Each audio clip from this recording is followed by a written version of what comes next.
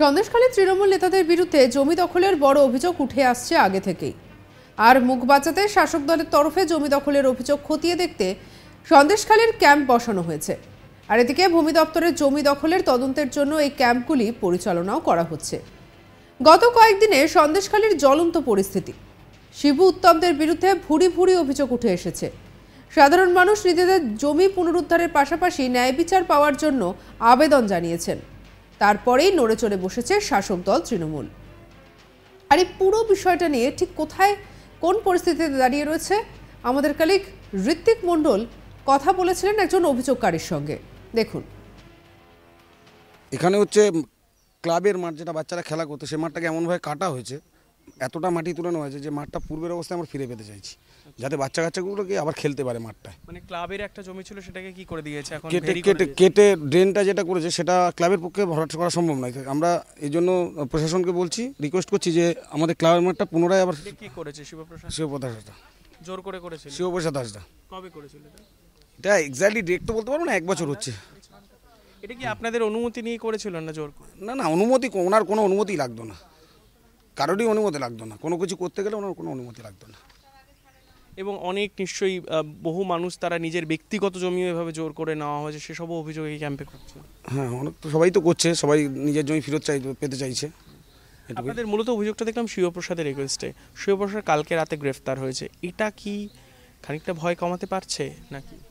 না, আমাদের ভয় তো কাজ করছে, কারণ আমরা একটা সাদামাটা জীবনযাপন করি, সাধারণ জায়গায় থাকি, শান্তিপ্রিয় জায়গায় থাকি। যেহেতু এরকম একটা ঘটনা ঘটে গেছে, আমাদের বহিরাক্রমণের ভয়টা তো থেকেই যাচ্ছে।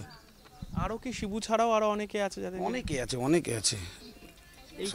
এই যে ক্যাম্প তৈরি করা হয়েছে, এটা থেকে আপনারা গ্রামের মানুষ আশ্বস্ত যে অভিযোগগুলো সাহস করে দিতে পারছেন? হ্যাঁ, কারণ এগুলো যেহেতু উপর নেতৃত্ব বলেছে, মানে আমাদের রুলিং পার্টির উপর নেতৃত্ব বলেছে, সেই সূত্রে আশ্বস্ত হতেই হবে আমাদের। পুলিশও সহযোগিতা করছে? পুলিশ টুকটাক সহযোগিতা করছে, একেবারে অসহযোগিতা করছে এটা বলতে পারবো না।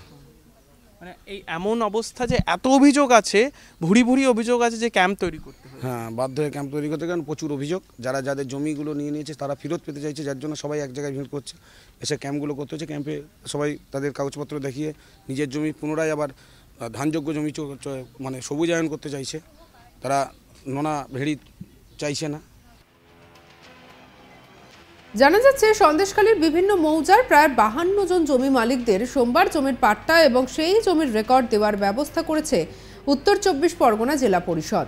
সোমবার 19 ফেব্রুয়ারি বারাসাতের জেলা পরিষদের দফতরে সেই পাট্টা এবং সেই জমির রেকর্ড তথা নাম নথিভুক্ত করার কাজ শুরু করলেন জেলা পরিষদের সভাধিপতি নারায়ণ গোস্বামী।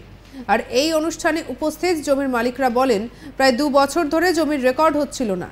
শাহজাহান শেখ এবং তার দলবল জমির কাজ আটকে রেখেছিল, ফলে তারা সমস্যায় পড়েছিলেন।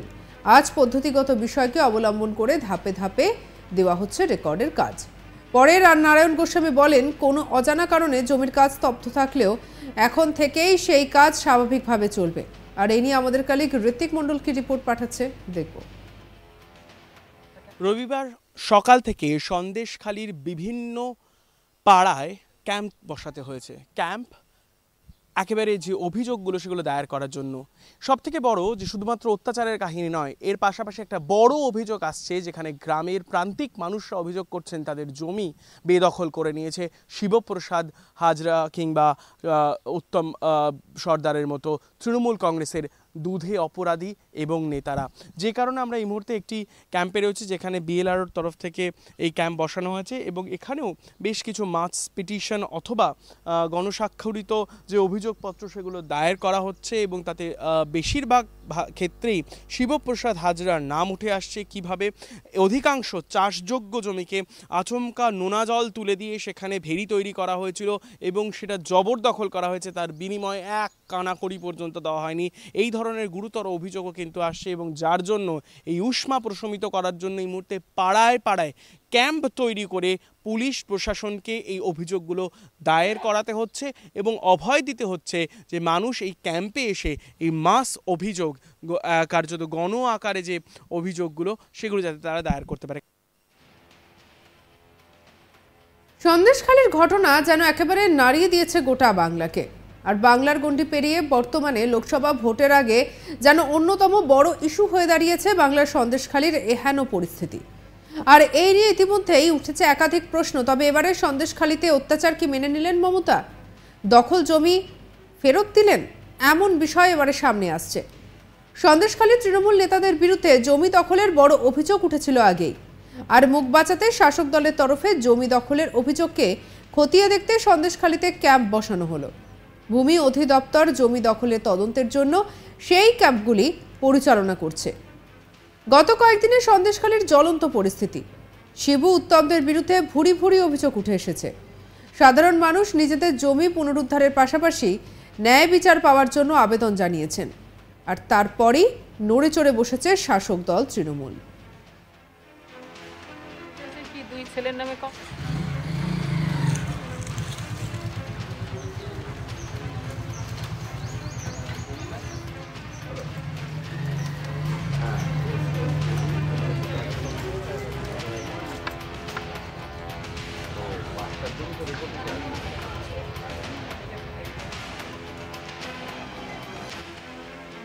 আর এহেন পরিস্থিতিতে প্রশ্ন উঠছে যে এই পরিস্থিতিতে কেন মমতা বন্দ্যোপাধ্যায় চুপ আছেন, এমন প্রশ্ন উঠেছে। তবে এই সবের মধ্যে এবারে সেই জমি ফেরত দেওয়ার বিষয়টা সামনে আসার পরেই স্বাভাবিকভাবেই শুরু হয়েছে একাধিক প্রশ্ন। চলুন আমরা আরও একবার শুনে নিই অভিযোগকারী জগন্নাথ দে ঠিক কি বলেছেন আমাদের কালিক ঋত্বিক মণ্ডলকে। এখানে হচ্ছে ক্লাবের মাঠ, যেটা বাচ্চারা খেলা করতো, সেই মাঠটাকে এমনভাবে কাটা হয়েছে, এতটা মাটি তুলে নেওয়া হয়েছে যে মাঠটা পূর্বের অবস্থায় আমরা ফিরে পেতে চাইছি, যাতে বাচ্চা কাচ্চাগুলোকে আবার খেলতে পারে মাঠটায়। মানে ক্লাবের একটা জমি ছিল সেটাকে কি করে দিয়েছে এখন? কেটে ড্রেনটা যেটা করেছে সেটা ক্লাবের পক্ষে ভরাট করা সম্ভব নয়। আমরা এই জন্য প্রশাসনকে বলছি, রিকোয়েস্ট করছি যে আমাদের ক্লাবের মাঠটা পুনরায় আবার। কি করেছে শিবপ্রসাদ? শিবপ্রসাদ হাসদা জোর করে করেছিল? শিবপ্রসাদ হাসদা। কবে করেছিল এটা এক্স্যাক্টলি ডেট তো বলতে পারবো না, 1 বছর হচ্ছে। এটা কি আপনাদের অনুমতি নিয়ে করেছিল না জোর করে? না, অনুমতি, ওনার কোনো অনুমতি লাগতো না, কারোরই অনুমতি লাগতো না, কোনো কিছু করতে গেলে ওনার কোনো অনুমতি লাগতো না। এবং অনেক নিশ্চয়ই বহু মানুষ তারা নিজের ব্যক্তিগত জমি এভাবে জোর করে নেওয়া হয়েছে, সেসব অভিযোগ এই ক্যাম্পে করছে। হ্যাঁ, অনেক তো সবাই তো করছে, সবাই নিজের জমি ফেরত পেতে চাইছে। আপনাদের মূলত অভিযোগটা দেখলাম শিবপ্রসাদের রিকোয়েস্টে। শিবপ্রসাদ কালকে রাতে গ্রেফতার হয়েছে, এটা কি খানিকটা ভয় কমাতে পারছে নাকি? না, আমাদের ভয় তো কাজ করছেই, কারণ আমরা একটা সাদামাটা জীবনযাপন করি, সাধারণ জায়গায় থাকি, শান্তিপ্রিয় জায়গায় থাকি। যেহেতু এরকম একটা ঘটনা ঘটে গেছে, আমাদের বহিরাক্রমণের ভয়টা তো থেকেই যাচ্ছে। আরও কি শিবু ছাড়াও আরও অনেকে আছে যাদের? অনেকে আছে। এই যে ক্যাম্প তৈরি করা হয়েছে, এটাতে কি আপনারা গ্রামের মানুষ আশ্বস্ত যে অভিযোগগুলো সাহস করে দিতে পারছেন? হ্যাঁ, কারণ এগুলো যেহেতু উপর নেতৃত্ব বলেছে, মানে আমাদের রুলিং পার্টির উপর নেতৃত্ব বলেছে, সেই সূত্রে আশ্বস্ত হতেই হবে আমাদের। পুলিশও সহযোগিতা করছে?